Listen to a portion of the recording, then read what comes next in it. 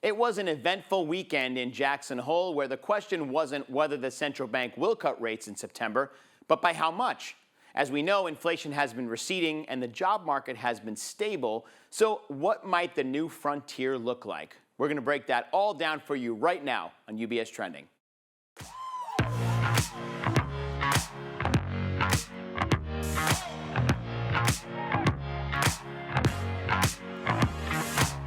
Hi, everyone, and welcome to another episode of UBS Trending. I'm Anthony Pastore. Thank you, of course, for being with us today. My guest is none other than my friend and colleague, Leslie Falconio from the Chief Investment Office. Leslie, always good to have you. I know every time we get you here, I always feel like there's a lot to talk about, and we're coming off of a Jackson Hole weekend. I want to get into the Fed, the economy, and, of course, fixed income with you. So great to have you on the show. So let's get right into it, Leslie. Jay Powell, who, of course, is the head of the Federal Reserve, says, and I quote, "The time has come for the Fed to cut interest rates." So he was pretty blunt in saying that he knows that this is the time that we're going to be getting into. So what do you think is the current economic plan, the system, the path ahead for monetary policy as you see it? Well, it's interesting, Anthony, because, what do you think about, a lot of his testimony months back, right? When he would address the labor market, he always wanted the labor market to cool, right? Because the cooling labor market would mean that, inflation could slow down because wages would slow down. So he would always say, we need, the labor market to cool to have the consumer demand come down.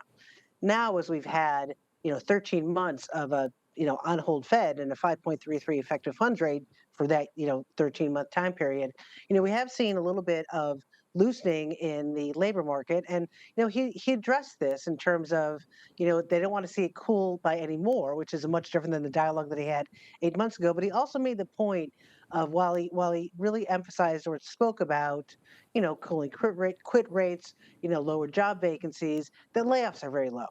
So, I mean, I think the important part with that, and as he addressed too, that inflation is coming down, not at their target, but heading in the right direction. We've had CPI coming down for 4 months now. It's at a level that we haven't seen since April of 2021. So that dual mandate's coming into play, and now they're ready to cut. But the thing is that when we know the fixed income market has a tendency to really be forward looking and the Fed is backward looking. So what happens is that the fixed income market has a tendency to get a little bit ahead of itself in terms of pricing in cuts, which they're doing right now. So they have almost over 200 basis points of cuts priced in through 2025. And they have a terminal rate that's about 3.2%, which when you think about that is relatively low given the fact that we expect a soft landing. And one of the things that he emphasized too, even with the employment, is this is a normalization, right? The economy is normalizing; it's not collapsing. Yeah, that's a really good way to say it, because as you just said, Jay Powell has indicated that we're on the right path towards inflation. Again, we're not at that 2% target that the Fed has been so adamantly trying to go for, but we're on the way there. And as you said, the labor market is cooling. So if the Fed, now, by the way, let me back up and say our forecast here from our Chief Investment Office, our own economist, Brian Rose, is expecting 100 basis points in cuts between September and the end of the year. So whether or not they cut 25 or 50 at the meeting in September, what do you think is going to happen following that, especially when you're looking at rates, when you're looking at the direction of especially fixed income, where you really spend your time for investors?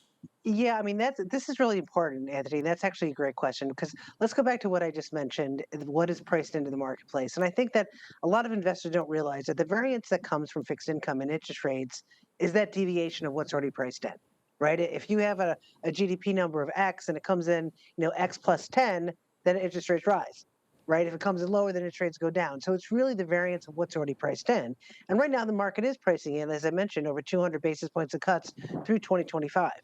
Now, the 25 and 50, right, will actually, in my opinion, be a difference in terms of how the rate will move on that, the next FOMC meeting. And this is really going to rely on or really be linked towards the non-farm payroll report on the 6th.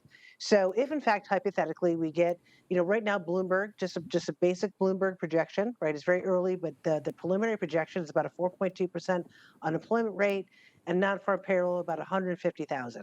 Now, in that scenario, they would probably only go 25 basis points on the September FOMC, cut by 25. If in fact the number comes out, say, a 4.5 or 4.6 unemployment rate and only 70 to 100,000 in payroll, then they're going to go 50. So the market right now is pricing in about a 25% possibility of a 50 basis point cut. So what happens if they actually do go 50? It will be because of a weaker jobs market than the market was expecting. And in that scenario, interest rates are probably going to continue lower because there's going to be something that the market isn't foreseeing in terms of much weaker economic data in the short term time period. If they only go 25, the market's kind of projecting that. So it's really going to be dependent on what they caveat in terms of their statement, the SEP projections, how the Q&A works out. But right now, like a simple 25, I'm not necessarily fully convinced you're going to rally anymore in interest rates because of what's priced in. You could actually end up going the other way because if in fact the non-farm payroll report is stronger than what people think, or even on target, then you kind of have the investors saying, the Fed being once an inflation vigilante is no longer doing that because they're cutting rates. And what's interesting is that if you look back on Friday's Jackson Hole, right, as it came across, people thought it was a little bit more dovish, even though the market was expecting a dovish outcome. Inflation expectations in the tips market actually rose. And they rose because the cut was pretty cemented in stone for September. And therefore, you're not being that vigilante and inflation side they once were, and the market gets a little bit nervous. Right. Interesting, Leslie, something I want to go to with you is just recently there was a revision by the Labor Department of jobs. I guess the jobs were overestimated by something like 850,000, 875,000. But still, even with that number, we're still at historic lows for unemployment, 4.3%, which if you look at a chart over the last 40 years, it's still at the lowest level. Does this have anything to do with the dollar weakening? What do you think is the root cause of this recount of jobs that everybody's looking at? Listen, that revision only went to March, and even when you take that revision into consideration, it's still about a 3-month moving about 170,000. So it's a very strong jobs number. But as we know, and as people talk about things like the Somme rule, as we know, that it's very difficult in terms of when we look at it, some things, a supply-driven environment because of immigration, right? Or the important part is the unemployment due to layoffs. Okay, those are two different types of outcomes, two different types of inputs to the long-term path of the economy. If it's something that was a lot of layoffs, that would be a different story. Like if we saw layoffs shoot up, then there'd be much difference than more of a balancing in terms of what we've seen from immigration. So I don't think necessarily it doesn't really have anything to do with the dollar per se. I mean, obviously, the more the Fed cuts, the more the dollar goes down, and we saw that last week. It hit close to its yearly low, and if in fact the economy starts to slow and they cut more than what the market's pricing in, that dollar is going to continue its downward trend. But I think the employment part is why we have these such large variances is really, really tough. And that's why it's important not to just to look at the unemployment, but you have to look at things like claims, like weekly claims numbers. Those are really sort of and I'm not saying that they don't have their nuances either, because they do, but I mean, at least they are more of the backbone to is the market facing or the potential facing large future layoffs going down the line, right? If you have a lot of layoffs, then people don't spend, and then businesses lose, and they have to lay off more, and then it kind of circular, it keeps going and going. But we're not seeing that yet, and that's really the part of the piece of the puzzle, that layoffs might rise, but we don't think it's going to get to a point where it becomes really a challenge to the economy, that it's more of a hard landing, right? And we think again that the inflation and the growth will slow, but it will normalize. And we always say, it's going to get weaker, but not weak. And the same with the layoffs. Layoffs, I'm sure, will rise in time, but it's not going to be one where the rise turns into an economic collapse. Right. Yeah.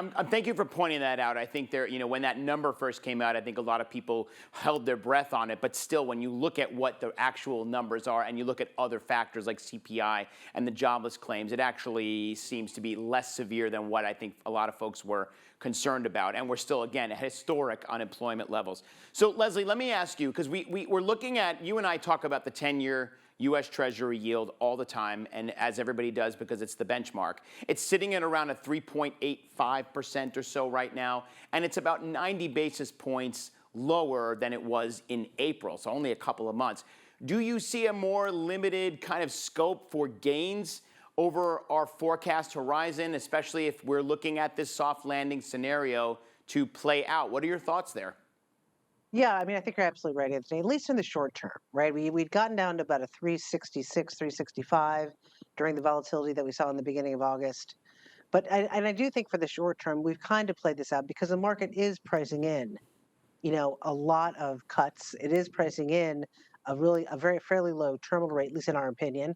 And given that's already priced in order for you to really move lower, you would have to see a weak non-farm, right? You'd have to see weakness in data, not just speculation that the data will come in weaker. You have to actually see it.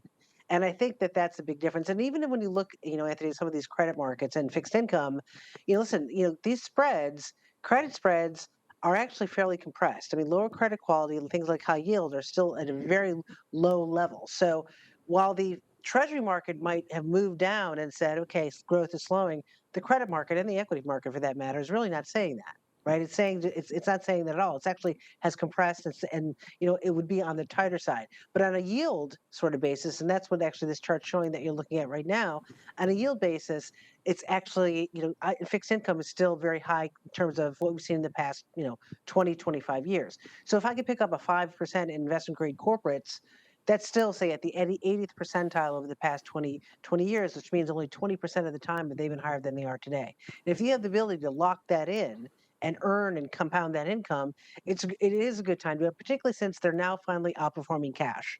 And because we've had this inverted yield curve for such a long time, understandably, a lot of people have parked their money in cash to earn that incremental yield because the yield curve has been inverted. Well, we know the Fed's going to cut in September. And fixed income is a show me market, and once they start, that reinvestment risk is going to really start to unfold. So that's why we like locking into higher quality. Absolutely. And as you say on every show, Leslie, the best thing to do is have that conversation with your financial advisor. As things are set to change, you want to make sure that your portfolio is ready for those changes. Leslie, thank you so much. Always good to have you here, my friend. Great to see you. Thank you. Thanks, Leslie. And for more information on everything that Leslie and I spoke about, make sure to visit our Insights website at ubs.com/views. Plus, you can follow UBS on social media. We're on all the major channels like LinkedIn, Facebook, and Twitter. Plus, you can check out our dedicated Instagram channel at UBS Trending. It's right there on your screen. Give us a follow there for lots of content that you're not going to find anywhere else. And as always, again, make sure you're having that conversation with your financial advisor. Until next time, I'm Anthony Pastore. Have a great rest of your day, everyone. And remember to keep your eyes on what's trending. We'll see you soon.